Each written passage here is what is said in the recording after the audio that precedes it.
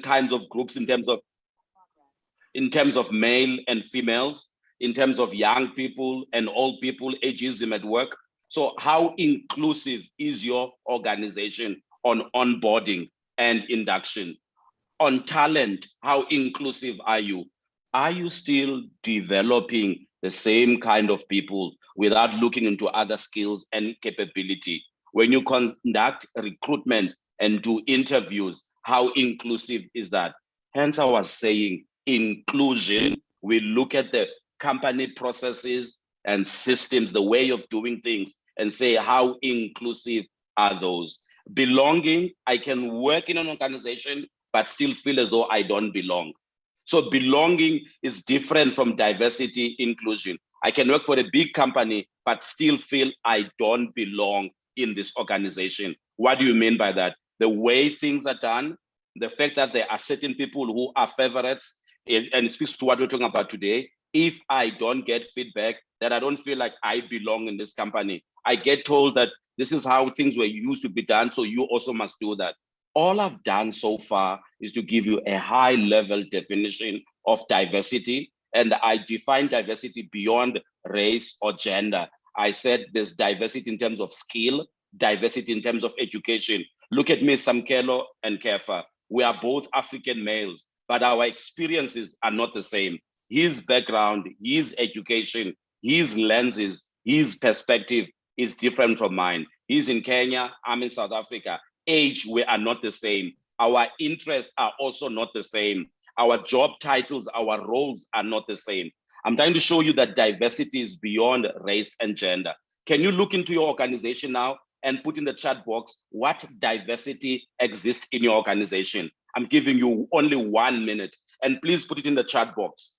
And Kelly, please say them as you see them in the chat box. What diversity exists in your company? Don't give us the name of your company, but tell us what diversity exists in your organization or company. Our friends from AMREF, I'm looking forward to see your feedback.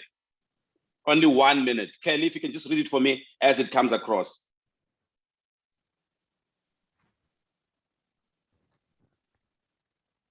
What diversity exists in your organization? Yes. Nationality. Yeah. Skills, knowledge, and tenure. Yeah. Skills and gender. Yeah. We have age as well. Yeah, I see Irene Karuga has mentioned age, but I still believe that you are 16 years old, Irene. For me, you'll always be 16 years old. Yes, thank you. Thank you, Kaz and Kamau, speaking about generational gap.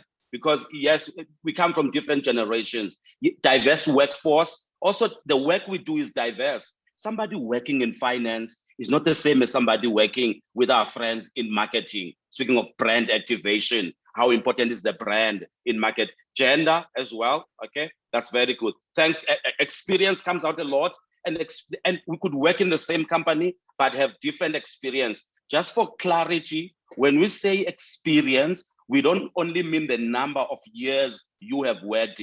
Experience, a married woman has a different experience to someone who's single. A father has a different experience to someone who's not a father.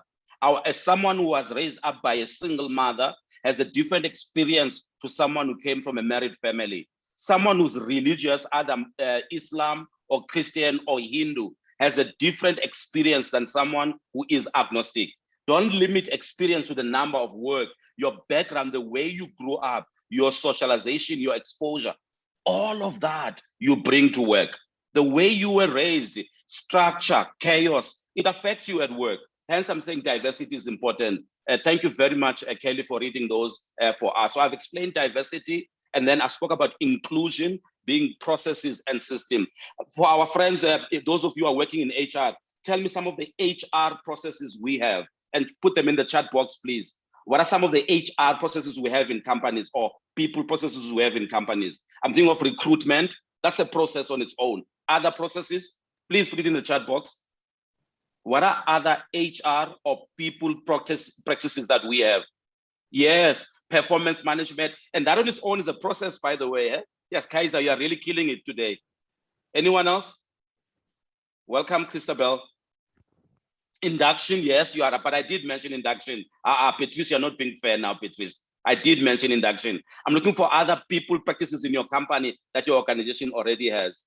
Yes, development, that's around learning, how we train people, how we nurture talent. Perfect, I like that. Any other one? There are people who've not even said a comment in this chat box, and we've got about 26 people. Any other people practices?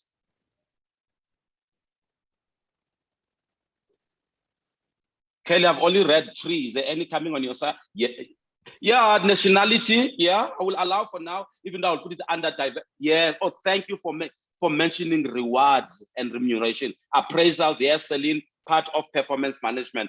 Thank you to the person who's mentioned rewards and remuneration. Because when you speak about diversity, we forget that when you speak about inclusion, it speaks to rewards and recognition. How am I rewarded in the organization?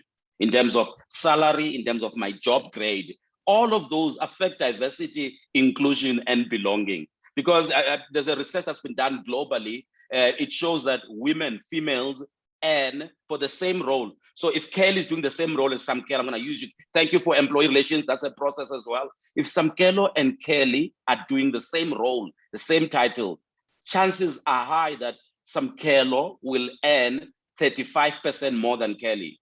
So women earn less than men, and that's been documented. That's a global research as well. Retaining talent, yes, that's good. So now let's go to giving and receiving feedback. One, can I tell you what giving and receiving feedback is not before we go to what it is? And I'm hoping that all of us are familiar with what feedback is. Giving and receiving feedback. When you give someone feedback, it's not about putting that person down.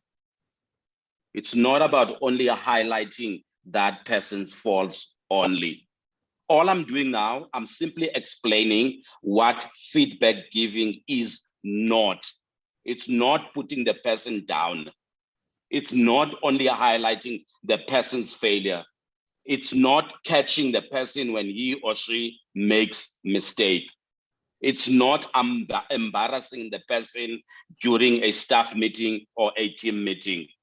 Also, it's when we're doing performance appraisals. It's not writing everything that happened from January, February, March, April. That was wrong. And then in June, when you're doing the appraisals, the review, you mention to the employee what he or she has not been doing right since January, February, March, and April. All I've done now, I've given examples of what giving feedback is not. Point 2, if you are going to give feedback, please be prepared also to receive feedback. If you are a manager, HR business partner, a consultant, a business owner, if you would like to give people, clients, associates, colleagues, your boss feedback, can you also please be open to receive feedback? Giving and receiving feedback has to do with emotional intelligence. Giving and receiving feedback has to do with emotional maturity or emotional intelligence. When you give feedback, you are navigating that EQ. There was a time when IQ, intentional intelligence, was very good, but now people are saying you must have IQ, but also you must have emotional intelligence. I hope so far I'm clear. Let's move on to our second slide. Thanks, Kelly. So we work a lot in the space of feedback and diversity, and we use a crawl. We believe that the work we do, as Kefa mentioned, to create that space where people can talk about themselves, their challenges, but also find solutions as well. In the work we do, we don't only talk about problems, but also we ask, how can we make people who work in a warehouse, who work in a team in an NGO, who are consultants, how can we make them to be inclusive? Like e.g., a good example, we are sitting in this meeting now, I cannot see your faces, and yet you can see my face. That is not being inclusive. I'm not asking you to put your camera on, by the way. I'm just trying to show you a practice that we do often when we have meetings online and we don't show our faces. That is not being inclusive. Yes, there could be reasons. Our hair is not okay. We're not in our best day. But most of the time, we don't put our videos on. Thank you. Next one, Kelly. So the purpose of giving feedback is you must always lead with intent. It's important to ask yourself who's giving the feedback. Are you the manager? Are you the consultant? Be careful who's giving the feedback, and then also the ability to give feedback. Not everyone can give feedback and receive feedback, and that speaks to competency. Sorry, somebody just put a comment in there. And then also analogies and examples. When you give a person feedback in D&I, try to use examples that that person can understand. I've seen many managers, many people who work, when they give an employee feedback, they give examples that the person cannot understand. E.g., when you give this kind of an example that the LAX airport is quite very busy, and in the morning, many planes are taking off and they're going, and some are also wanting to land and things like that. Not all of us have been to the LAX airport. We might know the Nairobi airport, but so you might have just said generally airport. So when you give examples, either is this person a male or is he a female, try and give examples that will resonate with the person as well. And then the other point is, when you give feedback, ask yourself this question: am I giving feedback on performance, on how he or she is doing the work? Am I giving feedback on strategy? So that's a business strategy. So what area am I giving feedback on? Then the other one, team. Am I giving feedback about the team or to the team? Am I giving leadership feedback? Samkelo, what do you mean by leadership feedback? How does the person lead? So you're giving him or her in terms of his leadership skills, listening, having a vision, building the team. And this is quite a sensitive one now. Am I giving feedback on the person's personality? Why is it challenging and sensitive to give someone feedback about their personality? Please put your comment in the chat box. Why is it sensitive or challenging at work to give someone feedback about their personality? Any comments?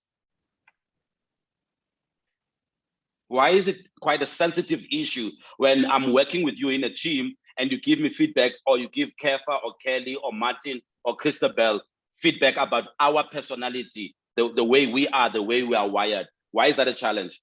Aha, people take it as a personal attack. Yes, truth hurts. It's not easy to take feedback about us. Honestly, you look at yourself. When someone says you are always like this, it's not, they will lose, yes, they will lose their faith. Oh, wow, Churchill, thank you very much. It shuts you off. When you say to me, to Kefa and Kelly, I need to talk to you about your personality, you lose me and Kelly and Kefa. I'm not sure about you, Christabel, but once you say personality, our guards go up, and it's our trigger points. Talking to me about my personality, it sounds as though you're saying there's something wrong with me. When you talk to me about my personality, it's like you're saying there's something emotionally stable about me. And also, I like the person said, it's like you're attacking me. Yes, Irene, that feedback is lost from the issue, because there is the issue, as Irene says, but also there's the person as well. And we're all wired different. Some things about us are never gonna change. Some things about our personality, the way we laugh. Jeff Bezos is the CEO of Amazon. Listen to his YouTube and how he laughs. That's just the way Jeff is.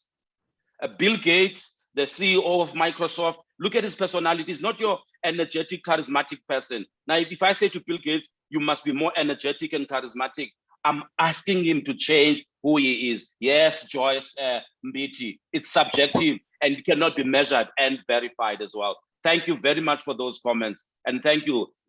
And then also the other part that I want to talk about, feedback. If you are giving me feedback or Christabel feedback, what do you want us to do after you've given us feedback?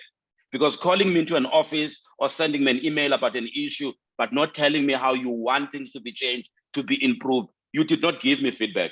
All you did, you just dumped the stuff that's not working, but you didn't indicate to me how you want things to change.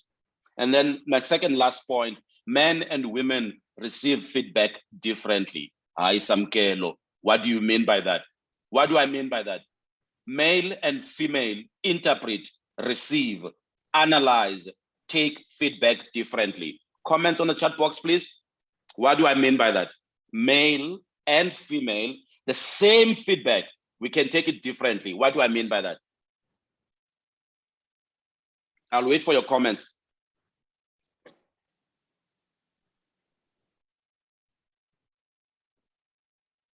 Yeah, we are wired differently. I like that, Dorothy. And tell me more. We Irene, let's watch ourselves. Women tend to be emotional. Also, men are emotional as well. But for me, Irene, I'm not sure if I'm right. I would say women are gifted with the sixth sense as well. They can pick up the feelings and the emotion. Irene, you'll pick up very quickly if Samkelo is unhappy, as opposed to my brother Kefa. And that's the gift you have. That's why I think that's what you mean when you say you are emotional. Irene, you'll pick up when I'm not in a good mood. You'll quickly, because as a woman, you are gifted to pick up the feeling, the warmth, the coldness in the room. Whereas me and Kefa will say, what's the problem? Why is Samkelo down? But you will pick it up that you will even say, Samkelo, you don't look okay today. Whereas me and Kefa will say, what is the problem? He must get on with his work. Men accept and think it's simple. They can solve the feedback when they hang out. Yeah, 100%. Thank you very much for that. And then the last point, sarcasm and generalization, they kill everything when you give a person feedback. When you give an employee, a colleague feedback, thank you. Somebody, Dorothy says you must check out Mark Granga or Grunja. When you give a person feedback, please try and not be sarcastic, because sarcasm is always below the belt. When you say to a person, you are always late, it looks like you're on African time, that's being sarcastic. In fact, if we talk about African time, our forefathers, they were always early because they always followed the sun. So try not to be sarcastic. And secondly, when you give a person feedback, please do not generalize, especially in diversity, inclusion, and belonging space. Generalization, Samkelo, what do you mean when you generalize? Try and pull up your socks. Try and increase your performance. Work on your attitude. Did you hear that? When you say to a person, giving them feedback, try and improve your attitude. Really, what do you want them to do? When you say to a person, pull up your socks, do you mean the socks that they are wearing on their feet, or are there any other corporate or company socks? Hence, I'm saying try and not give generalized feedback. Always be specific. Thank you, Kelly. You're so good. Let's move on to the next one. Listen, here's a good joke of somebody who got feedback and he missed the point. I'll give you time to read this. Totally missed the point. But the feedback was given. The girlfriend gave the feedback. The girlfriend said, my boyfriend never buys me flowers. So the therapist is asking, is this true or not? Listen to what the boyfriend says. To be honest, I never knew that she sold flowers. To be honest with you, some people, they totally, they misread the feedback. And you can laugh at this joke, but how many times have we missed the feedback that's been given? Even at the end of the session, we want you to give us feedback. How was this session? What other themes you would like the leadership group to cover? And also what suggestions you would want us to have when we've got other sessions as well. Truth be told, we cannot do this session in an hour.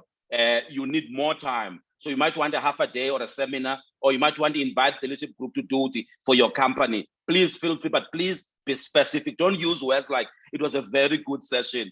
Samkelo made lots of jokes. Samkelo kept us engaged. But tell us what else, what other topics in diversity, inclusion, and be specific that you want us to deal with. Thank you, Kelly. Let's move on to the next one. This is a list of leaders or managers that employees remember. I'm not going to read them for you. I'm going to give you time to look at them. So when employees left work, these are the kind of bosses they remember.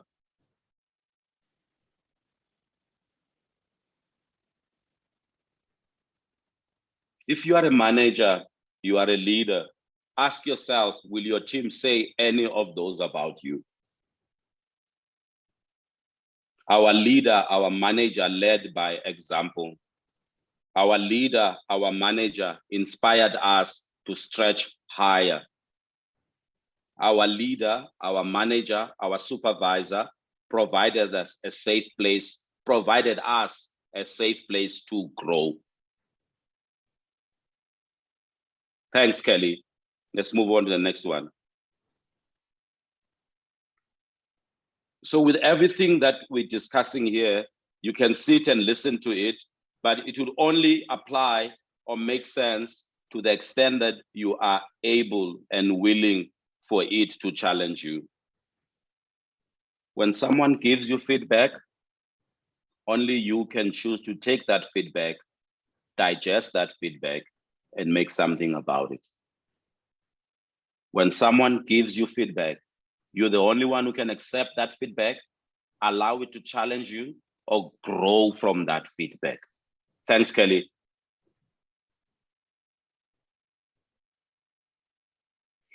Part of giving and receiving feedback is part of working on ourselves. As human beings, as employees, as managers, as HR business partners, as associates, as consultants, we are constantly working on ourselves. And today we're working on this skill of how to give feedback, but also how to receive feedback. And the first point we made right earlier on, when we give feedback, we also must be prepared to receive feedback. If you are a manager, you are a leader, you are not getting feedback from your team or from your staff, I can tell you now, something is wrong. If your team is not giving, no, let's go back to the previous one. Sorry, Kelly. If your team is not giving you feedback, something is wrong. In fact, as a leader, as a manager, as a project coordinator, you should ask yourself, what is it that I am doing?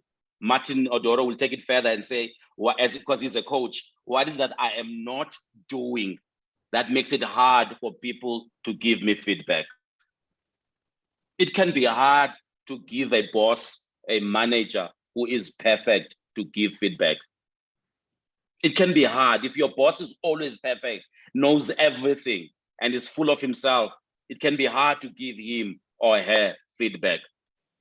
It can be hard to give feedback at work when there are 7 of you working in a team and you are discussing an issue on email and everyone is commenting. And every time you comment, people write back and they comment, say, oh, yeah, great idea. Let's do that. Let's talk to finance about that. And you are the one who writes a comment and nobody comments back.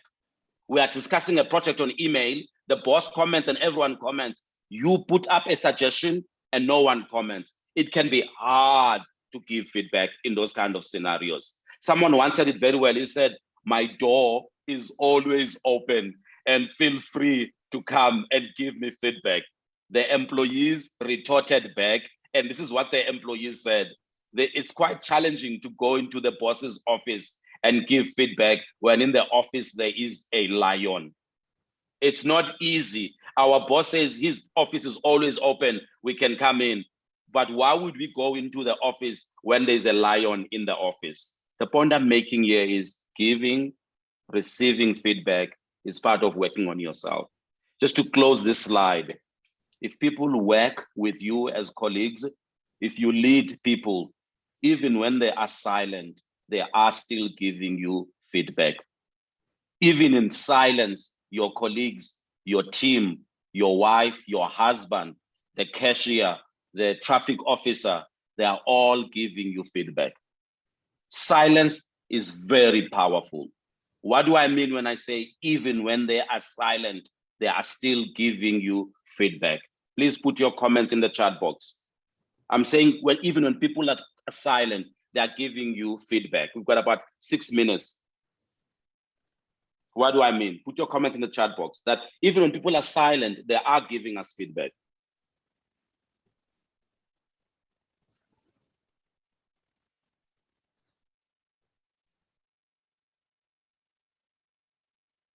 What do I mean by that?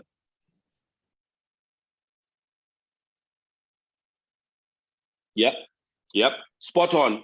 Passive aggression. Spot on, Nomi. Ngumalo. Yeah. There are other disagreeing. Celine, I love it. There are other disagreeing or they're disapproving. And they're not telling you, but they're silent. And it could be the way you are doing things, but also, as I mentioned, Martin, the coach, would say the way you are not doing things. So as a leader, as a team member, people are giving you feedback, even in their silence. When people say no comment, everything is okay, they are giving you feedback. I always say to leaders, you must worry too much when everyone always agrees and say yes to all of your suggestions.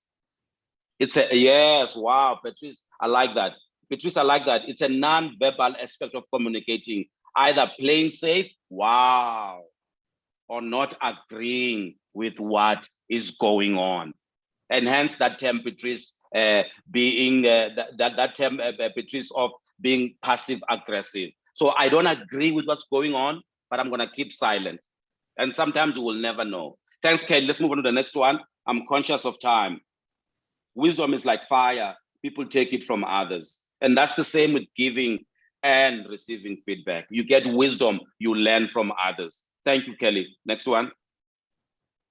So remember, I spoke to you about emotional intelligence. These are the aspects when you are a manager, a human being working with people, being self-aware. Like now, if you're sitting in this session, when we finish today, ask yourself, who does give me feedback?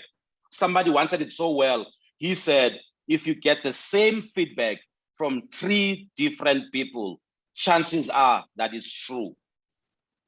If you get the same feedback with the same themes from 3 different people, chances are it's true. So let me make it practical. If your husband says to you, you are challenged in listening, and then at work, your colleague says, you never have time to hear us. And then the cashier at the shop says to you, you are always too busy to care. There's a theme of listening that's coming through. 3 different people are talking to you about this theme of listening. Hence the statement, if 3 different people are giving you feedback about the same thing, then it's probably true. The risk is when we are not getting the feedback. The other risk is when we justify the feedback, when we defend the feedback, and we excuse the feedback. In DNI, that happens a lot. We either say, no, it's because I was poor, or I didn't study this. Now we're being defensive now. Thanks, Kelly. So we belong at work when we seen for our unique, I'm talking about belonging now in giving and receiving feedback. When our contributions are seen as unique as they are, when we are connected to our core workers, when our leaders and team members support us in our daily work, but also when we are proud of our company's values and purpose. Thanks, Kelly. In closing, I guess if I had to give you one advice, may I invite you to be a student of giving and receiving feedback. May I invite you to make that intent that I am open to feedback. And if you are saying you are open, you are learning to feedback, try and not respond when people give you feedback. Rather say, I hear what you are saying. Can I please take time to digest it? It's hard to give feedback to a person who quickly responds or who quickly gives reasons why that thing is not like that. So today, on the 24th of September, Heritage Day in South Africa, normal working day in Nairobi, I'm inviting you to also be a student of giving and receiving feedback. To give feedback to other people, Jack Well says it very well. He says, I catch my staff doing something good. The challenge with us as leaders and managers, we are good at giving staff feedback when they've done something wrong. Can you please appraise? Somebody spoke about recognition. When something has been done well, please appraise and say, I like your effort. That spreadsheet, the numbers balanced very well. Thank you on rolling out that IT project. It was excellent. Well done on always being on time on meetings. Staff always say, if I'm wrong, my boss is quick to tell me. But if I'm doing something good, I'm not recognized and appraised. Thanks, Kelly. That's my parting shot. I'm not gonna ready to say anything. I wanted to sink on you.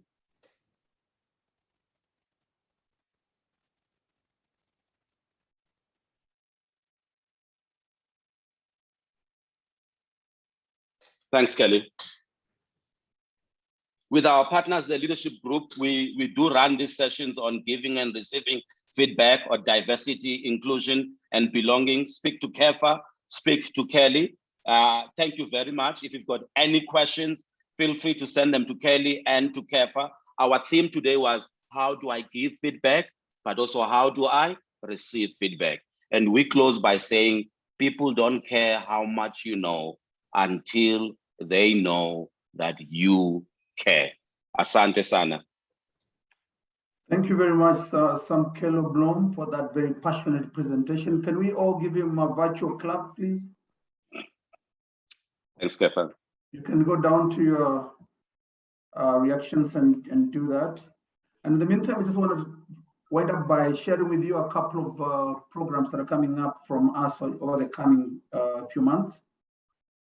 Our next webinar is going to be on the 15th of October. Kelly will be sharing with you information as you join our alumni. And it's going to be around how to build and support a healthy team. So look out for that invitation and more details on that. On October 4th to 5th, we are running a 2-day 21st Century Boards program at Sarova White Sands in Mombasa. This is targeted at experienced board members, those who want to elevate their capacity from being moderate to highly effective directors. So those of you who have directors on your boards and would like to touch on that with them, please do that. The information is already in the calendar in your chat box. Then, of course, on October 22nd, we are running a 1-day program at Radisson Blu Arboretum. It will be on harnessing multi-generational talent, which is very critical to HR leaders, especially now that we know that even Generation Z has joined the workforce. So also look out for that and see whether there's something that we can learn and take to the workplace.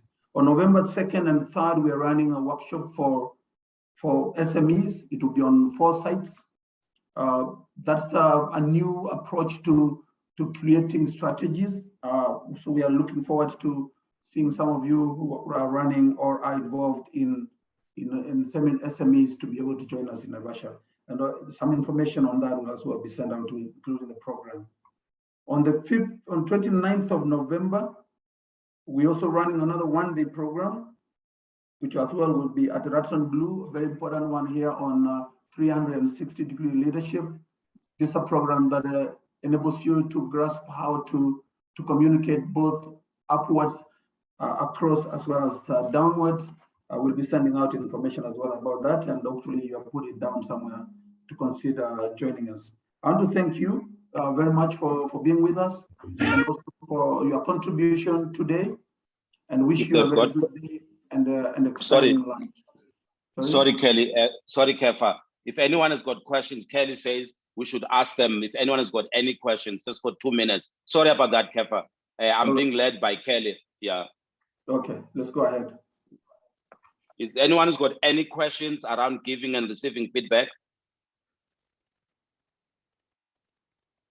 You can ask them in the chat box, please.